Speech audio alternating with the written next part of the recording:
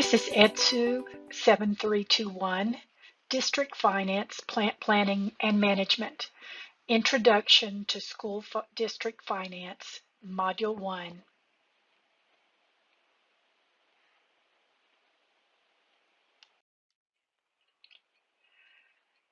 Adequacy, equity, and equality are the big three in the discussion of public school funding. Adequacy involves several factors. Efficiency can simply be defined as cost of education to student achievement, with the ideal school being one that has low cost and produces high achievement. What student outcomes or academic opportunities are desired? Is the government able to provide the appropriate funding? Equity refers to the parity of educational opportunity. Horizontal equity is the equal treatment of equals. Vertical equity is the equal treatment of unequals. Performance equity is assuring that each individual attains a minimum level of performance. Think about No Child Left Behind and the implementation of high-stakes testing. Opportunity equity is providing equal access to educational resources so that individuals may reach their fullest potential. Social equity. How do we provide equal opportunity for students across different socioeconomic classes? Finally, equality is used in education as a basis for defining educational opportunity. Racial equality was first challenged in Plessy versus Ferguson in 1896, and then in 1954, the Supreme Court ruled in Brown versus Board of Education of Topeka that racial segregation in public schools was unconstitutional, overturning the doctrine of separate but equal. Title IX was the landmark legislation on gender equity, especially for female students in public education, with facilities and coaching staffs to accommodate women's sports, and female employees were to be paid what their male counterparts were being paid.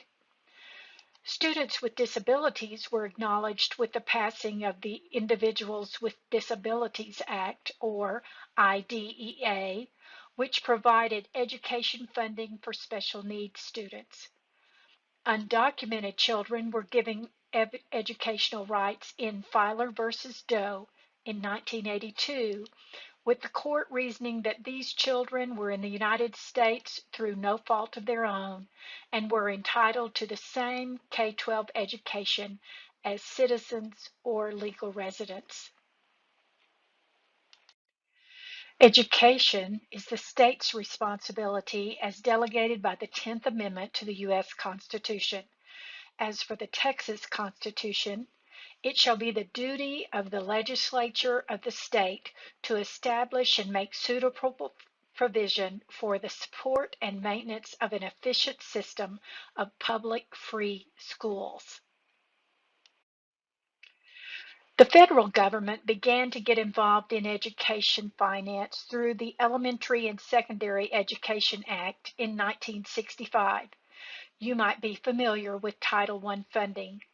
This funding is from the federal government and flows through to the public schools via the state.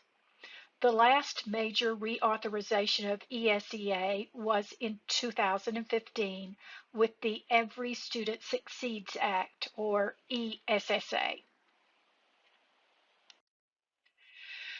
There have been major legal cases involving school finance in the state of Texas, beginning with San Antonio Independent School District versus Rodriguez, and the latest lawsuit, which involved over 600 school districts in the state in 2014, the Texas Taxpayer and Student Fairness Coalition et al.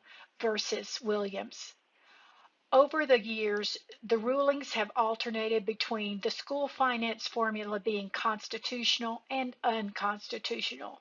There is still no answer to how to adequately and equitably fund schools in the state of Texas. Local property tax is the main source of funding for public schools in the state of Texas. For many districts, the majority of their funding comes from local property tax, with the state share dwindling each year. There is no easy answer to public school finance.